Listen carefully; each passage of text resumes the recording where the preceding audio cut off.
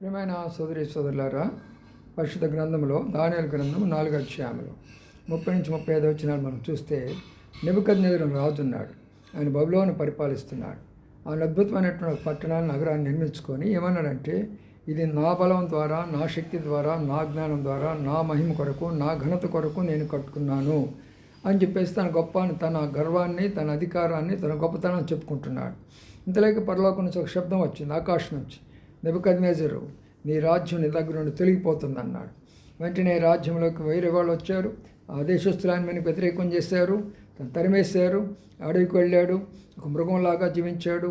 మంచు ఆయన మీద పడింది, గోళ్ళు పెరిగిపోయినవి. బుద్ధి వచ్చినప్పుడు నిజమైన దేవుడు యెహోవా దేవుడు వచ్చి పశ్చాత్తాపడ్డాడు. తన రాజ్యం తనకి ఇవ్వబడుతూ వచ్చింది. ప్రియమైన సోదరి సోదరుడా, బైబిల్కి వ్యతిరేకంగానే, దేవునికి వ్యతిరేకంగానే, నిజమైనటువంటి యెహోవా దేవునికి వ్యతిరేకంగానే మాట్లాడవద్దు. దేవుడు ఎంత ప్రేమ గలవాడో, అంత